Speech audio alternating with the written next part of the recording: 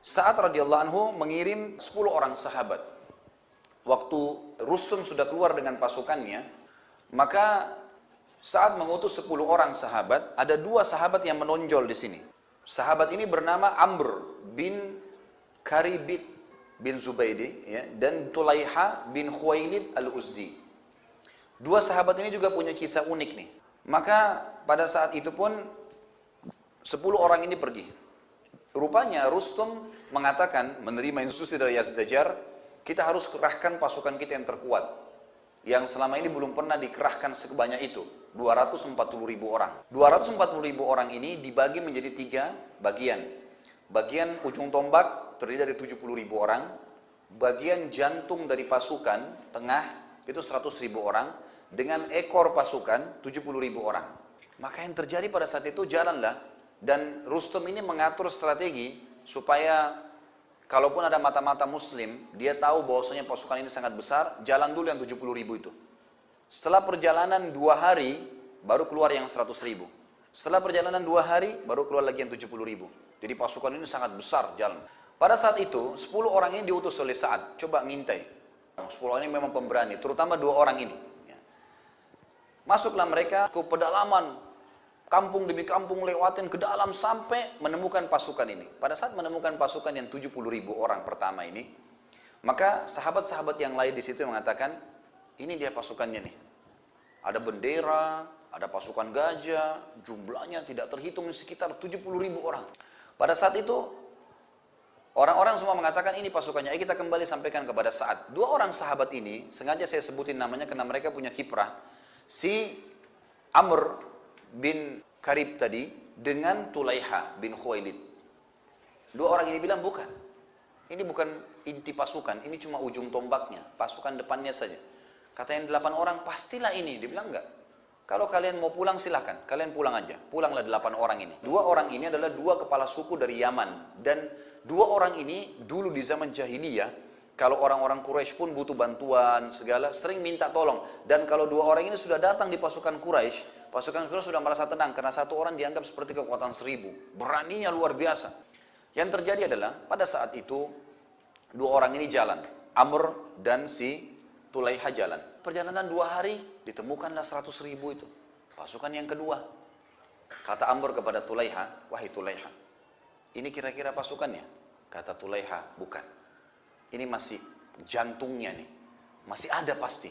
Karena Tulaiha kepala suku sering ikut berperang, tahu dia. Ini sekitar 100.000 orang. Kata Amr, apa yang kita lakukan? Kata Tulaiha, masuk lagi. Kita cari ujungnya, ekornya di mana. Karena di situ biasa pimpinannya. Jalanlah mereka perjalanan 2 hari lagi sampai mendekati Madain. Nah, Madain ini teman-teman sekalian adalah ibu kotanya Kisra pada saat itu. Ya, sangat terkenal, memiliki istana putih. Maka yang terjadi, kata Amr, ayolah kepada Tulaiha, jalan. Jalan sampai 2 hari menemukan 70.000 lagi pasukan.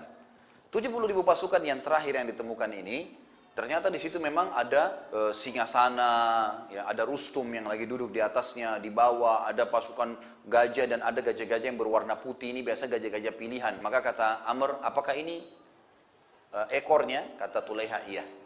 Kata Amr, kalau gitu ayo kita pulang. Sampaikan aja kepada Sa'ad. Berarti jumlah mereka 240.000. Kata Tulaiha, wahai Amr, sudah sejauh ini kita jalan 6 hari perjalanan, terus kau mau pulang kosong? Kata Amr, kau mau apa? Kata Tulaiha, serang. Riwayat sahih menyebutkan, maka kata si Amr, wahai Tulaiha, kau sadar kita 2 orang lawan 70.000? Kata Tulaiha, iya. Apa yang kau takutkan? Gitu kan? Kalau kau memang tidak mau menyerang mereka, berarti kau pengecut. Percuma jadi kepala suku, gitu kan? Kata Amr, bukan masalah pengecut, 70.000. Dan kita ini butuh informasi yang kita sampaikan kepada Sa'ad. Gitu kan? Kau tahu saya bukan pengecut, tapi kalau kita nyerang kita terbunuh, berarti yang diinginkan oleh pimpinan kita tidak dapat. Kata Tulaiha, kita tidak akan terbunuh kecuali ajal sudah datang. Kalau kau tidak mau ikut, tunggu di sini. Gitu kan? Ini Tulaiha radhiyallahu luar biasa. Beliau takbir sendirian dan kebetulan waktu itu kebetulan sekali memang pasukan yang 70.000 ini sudah jalan selama perjalanan 2 hari juga dari wilayahnya dia dan lagi istirahat. Pas sudah malam. Kemudian dia datang sendirian. Si Amr nunggu. Dia serang, Kemudian dia datang ke kemah-kemah mereka, memutusin tali-tali kemah mereka. Semua yang didapat ditebasin sambil takbir. Allahu Akbar, Allahu Akbar. Satu orang. Karena suara takbir yang sering diucapin sama dia banyak, ya sering terulang, maka orang pikir ini pasukan sedang menyerang. Maka dia putusin semua tali-tali sampai tiba di kemahnya Rustum, pimpinan mereka. Dia tebas talinya, kemudian diambil kudanya Rustum. Kuda yang paling bagus pimpinannya diambil, kemudian dia bawa pulang. Dia keluar, ini sudah kacau di pasukan. Dipikir pasti banyak prajurit yang sedang menyerang muslimin. Padahal cuma satu orang. Kemah-kemahnya semua sudah runtuh, obornya diambil, dilemparin, terbakar obor itu. Jadi dia satu orang bikin kacau. Kemudian dia keluar, dia datang kepada Amr sambil senyum. Nih, saya sudah dapat ghanimah. Kemudian dua-duanya pulang gitu. Amr sempat kagum pada saat, tapi Amr tidak ikut ya gitu. Pulanglah dia, lalu diperdengarkan kepada Sa'ad. Saat mengatakan, bagus yang kamu lakukan. Itu yang namanya prajurit gitu. Mestinya nyerang, jangan takut gitu kan. Ya, ini termasuk kisah yang unik yang terjadi pada saat itu, sebelum terjadi peperangan. Dan Sa'ad tetap berpegang pada instruksi, dan ini penting sekali, memegang instruksi pemimpin. Kata Umar, jangan serang sampai mereka menyerang. Sampai kau nanti mengetahui aib dan kekurangan serta kelemahan pasukan musuhmu. Maka ditunggulah. Rustum juga tidak mau buru-buru menyerang. Ringkas cerita, pada saat pasukan sudah bertemu, Sa'ad radhiyallahu anhu dengan hikmah Allah subhanahu wa ta'ala kena penyakit kulit waktu itu. Tiba-tiba di tubuhnya muncul bisul-bisul. Dan bisul ini mengeluarkan banyak sekali nanah dan darah. Kesakitan. Jadi dia cuma bisa berdiri atau tengkurap. Dia nggak bisa yang lain. Sa'ad radhiyallahu anhu. Maka Sa'ad mengatakan, saya menunjuk Khalid bin Marfa', ini ada satu tabi'in ya. Kata Sa'ad, letakkan saya di tempat tertinggi di arena peperangan ini. Kebetulan Qadisiyah ini ada di lapangan kayak padang pasir dan ada gunung-gunung batu. Maka Sa'ad pun dibawa sampai ke atas. Nah Sa'ad ini radhiyallahu anhu baring, tengkurap sambil melihat pasukan musuh. Dan ternyata hikmahnya juga adalah Sa'ad jadi bisa tahu seberapa besar pasukan musuh. Karena kalau dari gunung kan kelihatan. Terus Sa'ad terus memotivasi ya para pasukannya. Sampai dia mengatakan, aku telah mewakilkan kepada Khalid bin Arfatah sebagai wakilku, maka ikutilah dia. Maka mereka pun akhirnya mengikuti Khalid bin Arfatah. Kata Sa'ad menjelang sholat duhur, jangan pernah menyerang sampai azan duhur dan kalian sholat duhur. Setelah sholat duhur, maka dengarkanlah pecikan takbirku. Kalau aku takbir yang pertama, maka kalian juga ikut bertakbir. Saat takbir, orang yang dibawanya menyampaikan takbir, sana takbir, terdengar takbir, takbir semua serentak. 30.000 orang. Setelah itu, kalian tenang. Tunggu instruksi takbir saya yang kedua.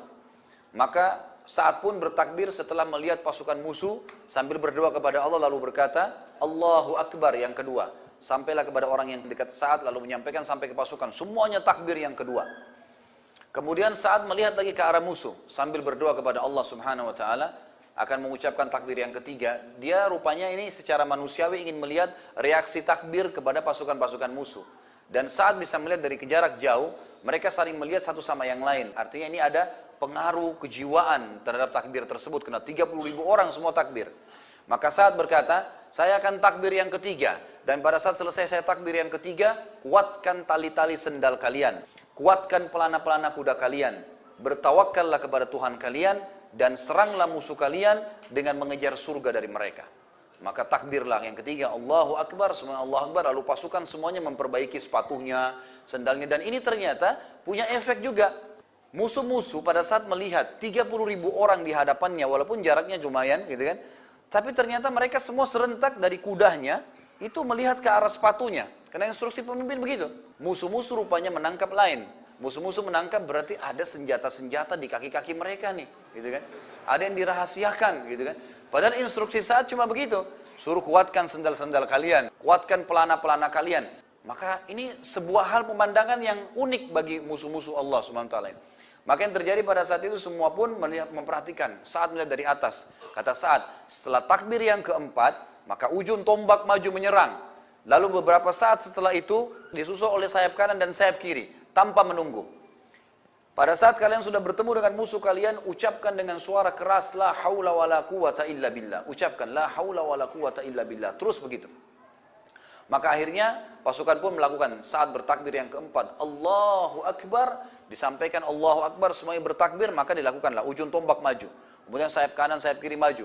Mereka begitu mengucapkan, la haula wa la quwata illa billah, la haula wa la quwata illa billah. maka di dalam buku-buku sejarah dikatakan musuh-musuh mereka berjatuhan seperti lalat-lalat yang jatuh, bertebaran jatuh karena semangat yang besar. Orang-orang muslim ingin mencari kematian karena saat mengatakan kejarlah surga dari musuh-musuh kalian, sementara musuh-musuh mereka itu berharap bisa selamat karena mereka menerima gaji dari itu, beda. Lalu Sa'ad radhiyallahu anhu memerintahkan pada saat itu ujung ekor untuk jatuh maju ke depan, terus maju saja dengan sentakan-sentakan kaki mereka sambil bertakbir, sambil melantunkan ayat-ayat surah Al-Anfal. Maka jalanlah pasukan yang di belakang ini. Nah, ternyata jalannya pasukan ekor ini dengan tenang, sementara kancah peperangan berkecamuk. Ini tidak biasa terjadi dalam peperangan. Biasanya, kalau lagi berkecamuk pun pasukan dari belakang juga menyerang dengan cepat. Ini enggak, memang sengaja begitu. Dan oleh Sa'ad disuruh melebur. Jadi tadinya pasukan ekor itu kotak misalnya, maka disuruh memanjang ke samping oleh Sa'ad radhiyallahu anhu, lalu mereka disuruh jalan dengan tenang sambil membaca ayat-ayat Al-Quran. Oleh musuh, ternyata Rustum di bagian belakang menyaksikan kejadian tersebut dan melihat kalau ini adalah strategi perang yang belum pernah mereka tahu sebelumnya, dan ini memang sangat luar biasa. Musuh-musuh pada saat melihat ada pasukan yang melebar datang dari belakang tidak menyerang, maka dengan jalannya mereka pelan, biasanya pasukan kalau jalan pelan itu karena terlalu banyak jumlahnya. Pasukan kalau banyak jumlahnya, maka jalannya pelan. Tidak bisa semuanya serentak lari gitu kan. Maka mereka mengira bahwasanya pasukan ini sangat banyak. Bukan lagi 30.000 seperti yang diinstruksikan. Ringkas cerita adalah, setelah 3 hari peperangan, 4 hari tepatnya terjadi peperangan, pasukan muslimin mendapatkan kemenangan. Dan pada saat itu Rustum pun sendiri terbunuh. Terbunuh di tangan kaum muslimin.